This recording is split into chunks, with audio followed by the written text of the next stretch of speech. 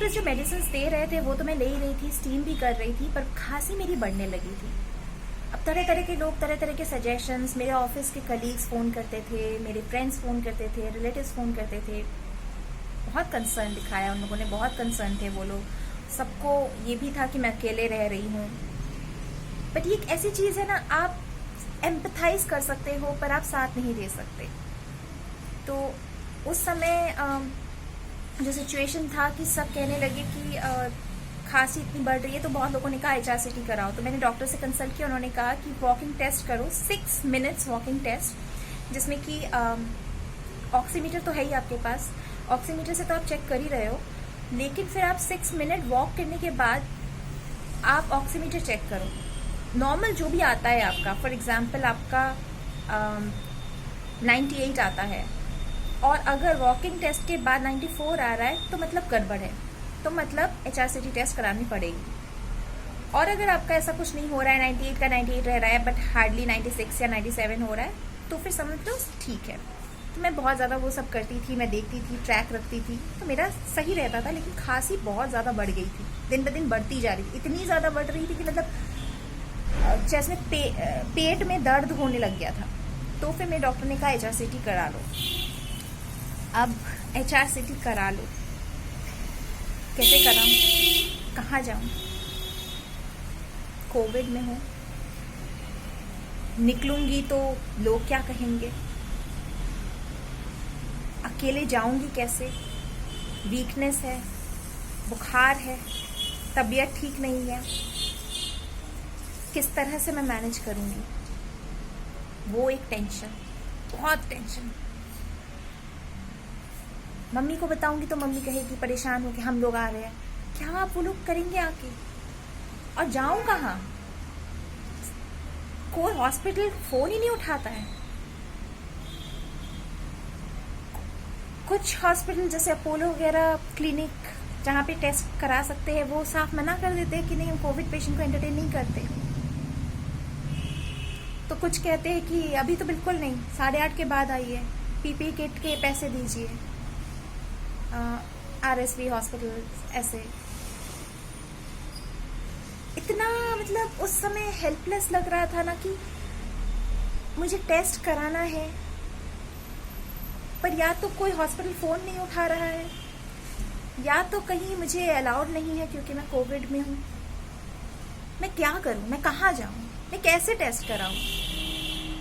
और टेस्ट कराना बहुत क्रिटिकल है, क्योंकि इस स्टेज में अगर मैं टेस्ट नहीं कराती हूँ बढ़ सकता है, मैं सीरियस हो सकती हूँ। तो सुबह से शाम तक यही सोचना, टेस्ट के लिए इधर उधर फ़ोन करना, मम्मी परेशान, भैया परेशान, वो लोग भी वहाँ पे फ़ोन किए जा रहे, पूछ रहे हैं कहाँ कर सकते हैं, क्या कर सकते हैं। और भैया या मम्मी को ऐसे सिचुएशन में हॉस्पिटल में लाना मुझे सही नहीं लग रहा था। तो फिर मेरे ऑफिस में मैंने कांटेक्ट किया और उन्होंने मेरी मदद की, मेरे कलीग ने मेरी मदद की, और उन्होंने एक लैब के बारे में मुझे बताया कोलकाता में, शांति वेलनेस लैब। बहुत अच्छा है, बहुत अच्छे से उन्होंने मेरे से बात किया। उन्होंने कहा कोई दिक्कत नहीं है मैडम। मैंने कहा मैं कोविड में हूँ, कोई दिक्कत नहीं है, आप आ जाइए। शांति वेलनेस एकदम नाम ऐप्ट रखा है उन्होंने, बिल्कुल शांति है वहाँ पे पहुँचो तो जो एक कोविड पेशेंट को हमेशा डर होता है कि मैं कैसे झेल पाऊंगी, यहाँ पे काउंटर, वहाँ पे कैश काउंटर, वहाँ पे पेमेंट करो, वहाँ पे 4 चीज़ें फॉर्मेलिटीज़ देखो, इस हालत में मैं ये इतना तामझाम कैसे करूँ। वहाँ पे कोई तामझाम नहीं था, बहुत ही शांतिपूर्वक पेमेंट हुआ, मेरा टेस्ट हुआ और रिपोर्ट उन्होंने व्हाट्सएप कर दिया। थैंकफुली मेरा HRCT माइल्ड था, 5 था। 5 कहते कि 10 के ऊपर हो जाता है तो सीवियर हो जाता है, मेरा माइल्ड था, जो कि डॉक्टर ने कहा कि स्टेरॉइड्स एंड मेडिसिन से ही कंट्रोल हो जाएगा। तो वो एक अच्छी बात थी। HRCT रिपोर्ट आने के बाद शांति मिली मुझे, रिलैक्स फील हुआ, मेडिसिन चालू हो गए मेरे, और धीरे धीरे फिर खांसी वगैरह कम होने लगी। भूख जो नहीं लगती थी मुझे, फिर भूख बढ़ने लगी। जो मैं ZAC-D लेती थी, ZAC-D जो डॉक्टर ने मुझे सजेस्ट किया है, मेरी फैमिली डॉक्टर ने, उसमें सारे के सारे जो भी विटामिन्स और जो भी चाहिए होता है, जिंक वगैरह सब कुछ उसमें एडेड है। तो वो लेती थी और भी मेडिसिन्स लेती थी टाइमली। और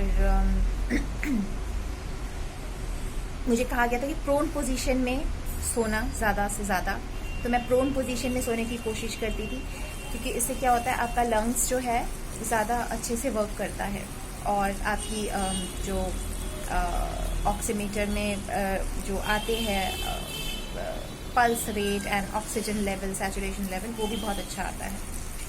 तो मैं बाकायदा वो सब फॉलो करती थी और धीरे धीरे फिर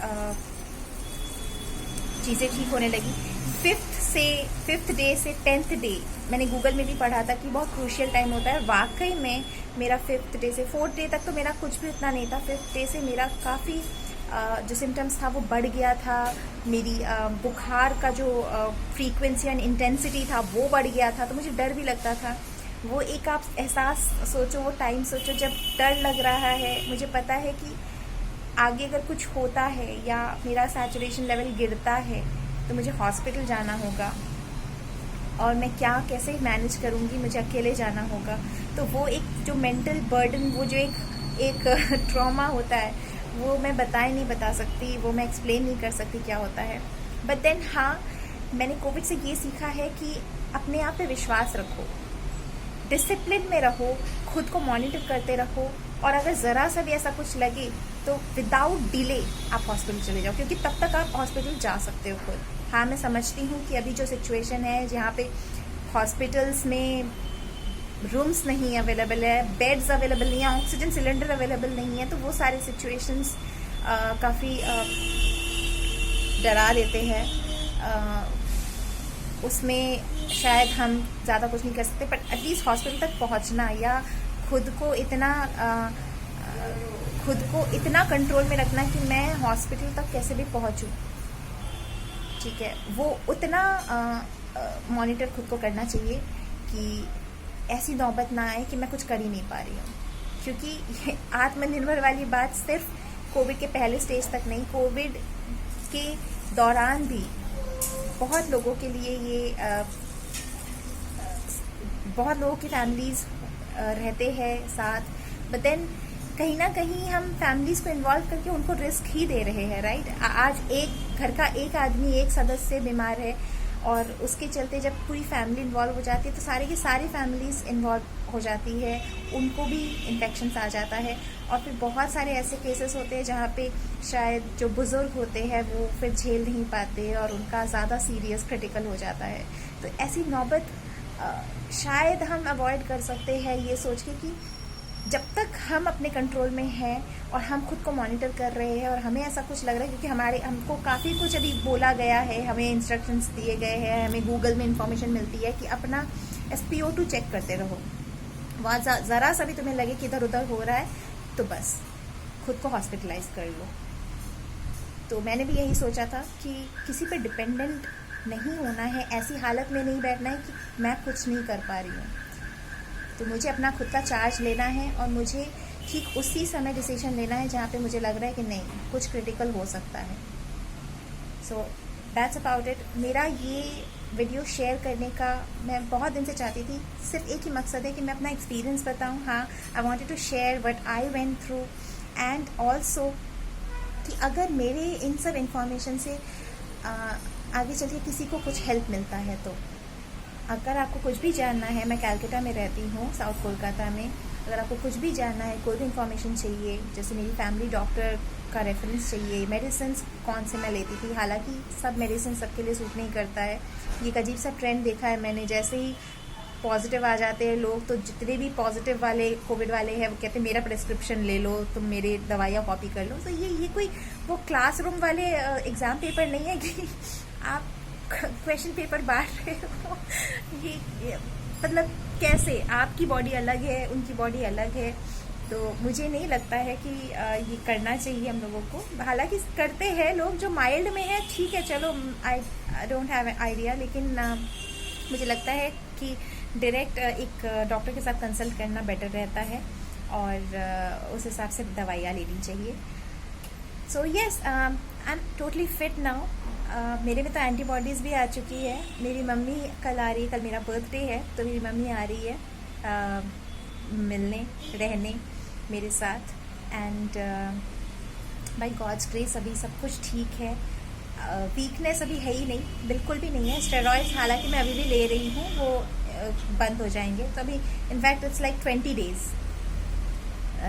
जब से ये पॉजिटिव रिपोर्ट आया था। तो कहते हैं कि 9 दिन के बाद ही वो कैपेसिटी ख़त्म हो जाती है कि आप किसी को इन्फेक्ट करो।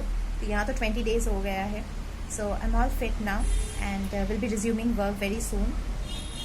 So yes, that's about it. Thank you so much for watching. If you need any help, please contact me. Comment section में लिखिएगा, मैं ज़रूर रिवर्ट करूँगी। Bye bye. अच्छा, एक बात तो कहना मैं भूल ही गई थी।